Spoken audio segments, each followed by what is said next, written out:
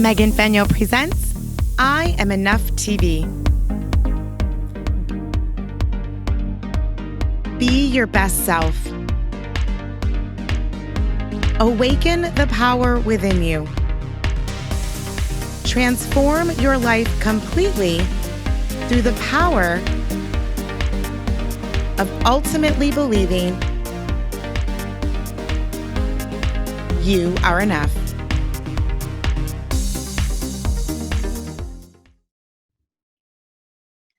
Hey everyone, welcome to another episode of I Am Enough TV. I am your host, Megan Fenyo, and I couldn't be more excited about today's episode. I am joined by the beautiful Dr. Deena Brown. How are you today, Mama? I am fantastic. I really am. It is so good to see you. You have been so instrumental in my life. We met just a short couple months ago, but you have been such an amazing support with the movement and with me, and I am so blessed to have you in my life. So before we jump in to share all about who you are, what does it mean for you to be enough? To be enough means that I can show up as my authentic self, but it starts with me loving me for me and and my mantra of everything that I say is that I love me, and if you do, it's a bonus. So being enough is truly falling madly deeply in love with myself and then showing up and acting like it throughout everything. I love it. And you literally, I wish all of our viewers could just sense your energy. Every single time I'm with you, you have this energy that just exudes out of you. It's craziness. It's just and I've only seen you in person 2 or 3 times, but it's amazing. And you are an amazing human being. Thank you. And I love you. I love you. So, the TV show is short, so we're just going to jump right into it. Talk a little bit about some of the struggles you've been through in life and kind of where you were to where you are now, and how you were able to work through all of those and to jump into your enoughness and to believe that you are enough. Well, I love to say I started from the bottom, now I'm here, but actually I'll say I started from about right here. I went up, dropped to the bottom, and now I'm on the rise again. I love it. Good to be there. And I was just sharing a piece that I'm in the process of writing. It's called 6 Figures to Sixth Sense. And it's really about the journey of really what you think is having it all, because you might have money, you might have a man, you might have, what you think is the right mindset to move through your day to day. But then you realize that underneath it all, it's all really on quicksand. And so when I said you kind of start here, you go up and then came back down. And so that journey just took me from having to make a shift, not only in my relationship and going through divorce, which should have been actually fairly, well, I wouldn't say amicable, but I thought that we had got to a good place where, okay, these are some decisions that we needed to make. So, but that was hard. Yeah. Then again, transitioning, doing a whole complete career transition, leaving K-12 education, leaving power position, a really nice paycheck, to literally start over again. From zero, from the bottom. From the bottom, right? And so through that journey, and don't even get to becoming a single parent, Yes. Not only in word and deed, but in all actuality, because now of a teenage boy, okay. Who's not much of a boy anymore. He's 18, right? Graduating high school this year. 18 and is graduating, but still will always be my baby pumpkin. Always. But when I think about the roles and the journey that I had to take, and again, like I said, I would never say that I started at the bottom. I was equipped with this amazing family, this amazing mother that poured things into us. Life wasn't perfect, but we had things and we had an understanding on how to grow things. And then I felt like I was a golden child. Anything I really set my mind to, it would just come to me. I want that job. I got that job. I want that position. I get that position. I want that man. Okay, had that man. Maybe should have gave him back, but I didn't. Anyway, but having all of that to then go through one of the most traumatic moments of my life is to what, in a sense, was to lose it all, but to gain myself in the process.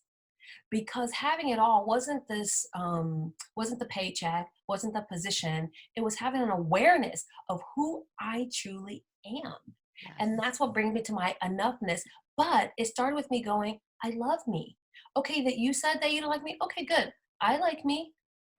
And to be able to stand there when people are throwing darts at you, when Yes. life is really, you feel like you're running over a steam truck. And I'm not saying these are all outside factors either. I'm saying sometimes the people that hurt you the most are the closest to you. Yes. And so just going through those different, trials and tribulations, but I always say it's the best of times, the worst of times, and it's the worst of times that bring out the best in us. And what it brought out to me was an understanding and a clarity and confidence about who I really am.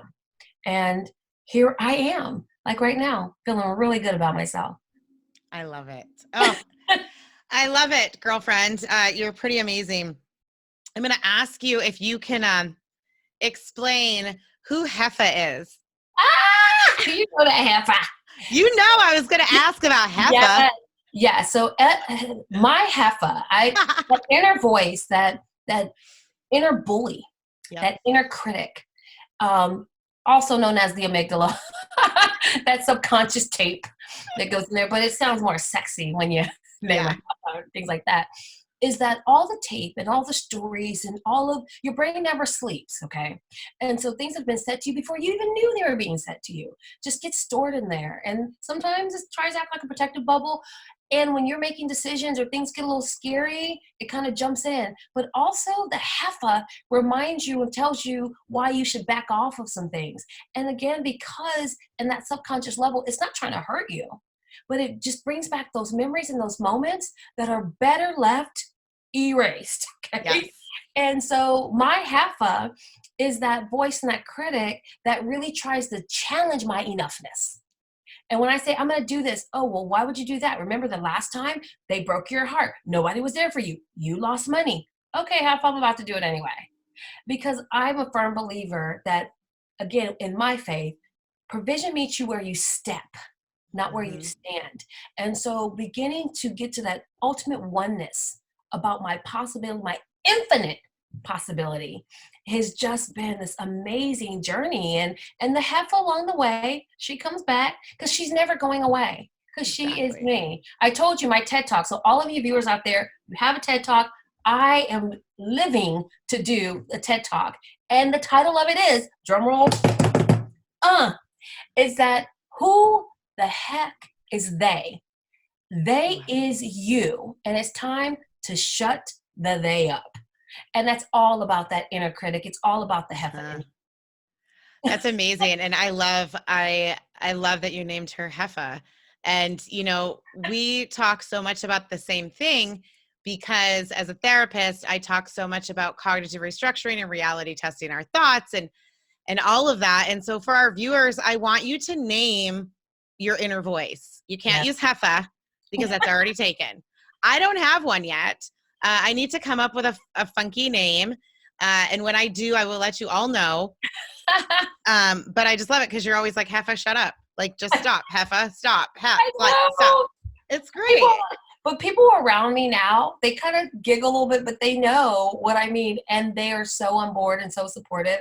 And they're all like, okay, help me with mine. And so sometimes they'll be talking. And I was like, okay, tell Eloise to shut up. Go, yes, that's it. That's my Heffa, And so I say use whatever works for you, but make the unconscious conscious so you can begin to mitigate that inner voice that's challenging your enoughness. And that's the key to do that. And like I said, I'm super fabulous, but I am a super nerd. And I love that. And I love the way the brain works. I love studying neurolinguistic programming. I'm currently studying, hypnosis to deal with in the concept of cognitive therapy, and really beginning not to say, oh, bye for me, but really to begin to challenge that anxiety and those stories that we're telling ourselves, but how to go down deep instead of going wide. Yeah. And that is the key, is going deep and not going wide, because going deep, literally everything we feel, the way we behave, the way we act is all because of what we think, right? Which is why cognitive behavioral therapy exists. And I love that you're taking it a bit further and learning about the hypnosis piece of it, because that's what I think most people forget, is that the fear stops them from going deep, Mm-hmm. right? To literally find out why they're thinking what they're thinking. Because we feel things physically first before we can really identify that there's something negative going on in our head. Right. And so, what are some of the things that you suggest or recommend for people to really figure out what it means for them to dive deep and to figure out really what is going on in their head? Like, do you have any like quick tricks I or do. I call them diva hacks. diva hacks? And one of the things is to ask yourself questions. Mm-hmm. And sometimes you have to sit in it before you can actually answer. And when if you feel like you're bumping against something, that means, that's one that you really do need to get deep on. And then go to a private space and spend some quiet time. Yeah. So whenever, again, when I talk about my shift theory, is that the first thing is that self-discovery, that self-awareness, in order to really begin to make those shifts. And you have to humble yourself to realize that you don't know the answer and all the answers, but guess what? You can get to them. Yep. And then you have to be intentional. You have to be intentional about the journey. What do I really want? And my favorite question to help you focus in that shift theory is ask yourself, where is the lie in my life right now? And what am I willing to sacrifice to know the truth? And then once you begin to start to get those answers, or even the fact that things that you don't want to answer, then you need to get the T and tenacious and get tenacious about solving that, asking that, go somewhere, cry, be okay with not being okay. And know I that it's love it. gonna hurt. And like I said, Mhm. the best thing and all of that and the whole shift theory philosophy is to ask yourself some questions and then shut up and listen while the answers start to come. And if you really give the Hethel a free reign in that space, she will tell you a lot of things to your why, especially why the fear keeps coming back. I love it. We just have to be quiet. We have to be okay being still. And right now we are recording the show, and it's we're all on lockdown here in California because of the coronavirus. By the time that this episode airs, I'm assuming that things will be somewhat back to normal, but so I'm bringing this up because I think that this is teaching people, it's definitely teaching me how to be silent, how to slow down. And I was talking about this with my roommate, like it's such a huge mind shift for me, is because I'm always like on the go, on the go, on the go, and I'm so busy, I'm so busy, and I'm so busy. And now I'm able to sit with kind of my thoughts and my feelings and really dive deep where maybe I haven't because I've been too busy to do so. But to be able to sit with some of these feelings that don't feel very good, but also is needed, right? And so, how can someone, especially like by the time this airs, I'm sure life is going to be back to kind of where it's been, where it was, and I busy think this, it'll be busy better. that. I think Huh? it'll be better. I Oh, think I that do too. also will do a reset. But one of the things that I did, and this is a me journey of what I realized were some opportunities in my life. Now, as an ambivert, I am hog tie heaven. Oh, I don't gotta call nobody, go nowhere. Yes, you know. And like you said, because I give off a lot of energy, and I didn't know that till someone literally told me that I give it off. So when I'm out, I'm pulled a lot. So Mhm. it's really great to kind of feel. So I'm at my highest creative time ever. But also, what I did is I identified things in my life that was also blocking.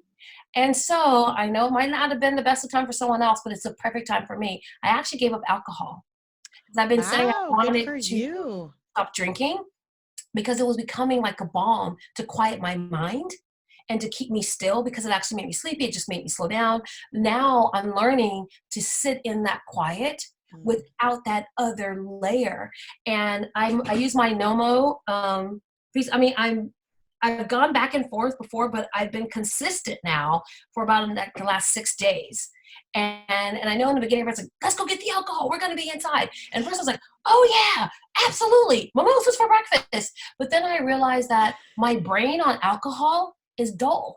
Yeah. So when I'm asking myself these hard questions now that it's quiet, I'm able to be still, is that I couldn't go deep. because my brain was waterlogged with alcohol.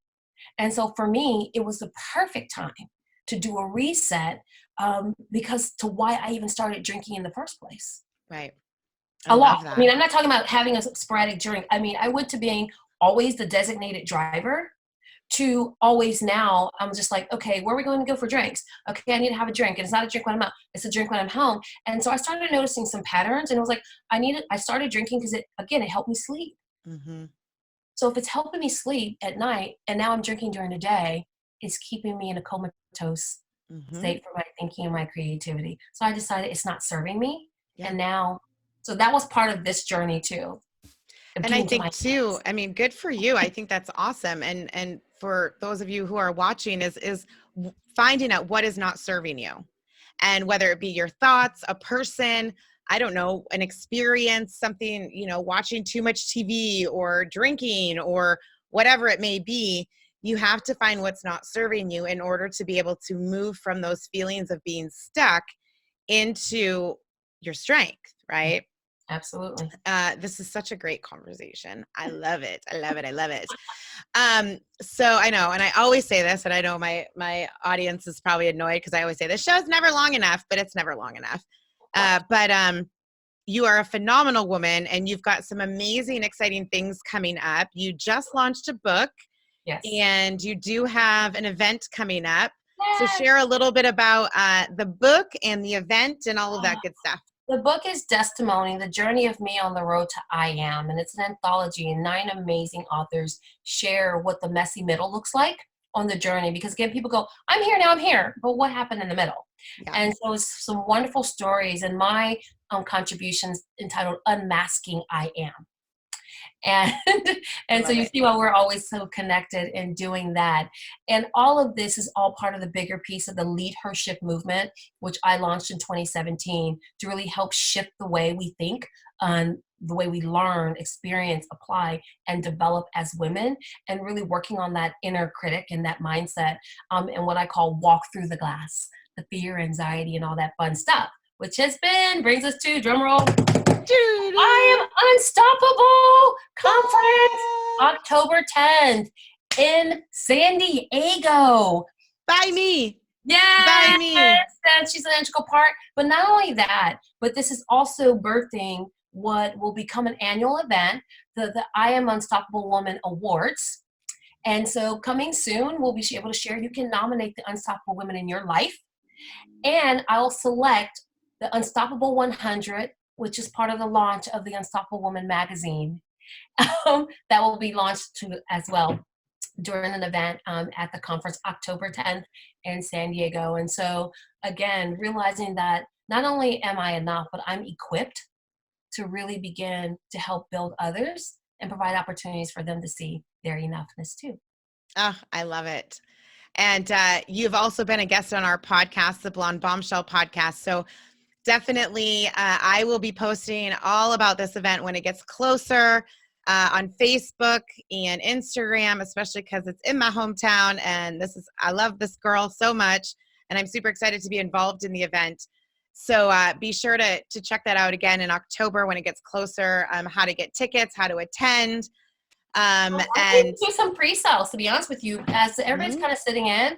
And I think since it's kind of like the social distancing, I'm actually going to be doing some 2-for-1s and 3-for-2 Ooh, specials for ooh. the event, while as a pre, to kind of get people excited. But it's going to be a phenomenal It experience. is. And I know some of the bits and pieces of it, and I'm so excited. I can't share them because it's a top secret. But I'm super excited because it's going to be an event you do not want to miss. So I was going to ask you another question. Oh, we have a couple more minutes. I want to ask you, what is a fun fact about you that maybe something I don't even know?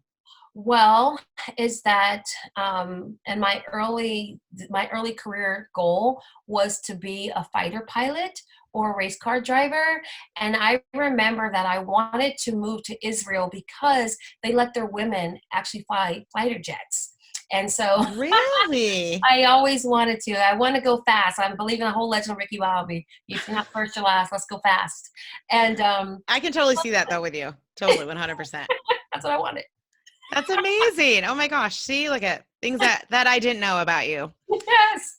So how can people get in contact with you if they want to learn more about you and learn how to get involved in all of the great things that you're doing? Well, as I'm really developing and getting my Instagram life, you can definitely follow me at Dr. Deena Speaks, DrDeena on Instagram and Twitter. Don't be afraid I didn't tweet it much, but go ahead and follow me Ugh, anyway. And I if don't have a Twitter. I mean, I I know, do, but I don't post I know, anything. I'm working on that. And then what I'll say, you can definitely find, we're revamping the website, which will also be Dr. Deena Speaks as well. We're doing some revamp to bring you more about the leadership movement and all those fields. Baby, just Google me. You'll find me on I page love one. it. I,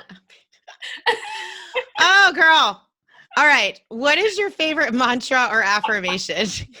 My favorite mantra and affirmation, to be honest with you, is simply, I am. I know. I I am. am. Just I am. I How much am. power is that? I am. That means I exist. I'm here. You see me. Because you can follow with anything, but just embracing the power of I I am am. is important. And that is one reason why we met. We met on the red carpet at an Easy Way gala or an Easy Way event. And we were both recording for our shows. And I just gravitated towards you. And then to hear about your what you do with I am and then I am enough. And you've just been, I know I tell you this all the time, but I love you with all of my heart. You are such an inspiration to me and you've been such a blessing to me. So thank you so much for taking time to be on the show today. Absolutely. Anytime. I love you back, girl. Mwah. Mwah. And I always like to end the show with my favorite quote, which is, you are enough just as you are in whatever season you're in.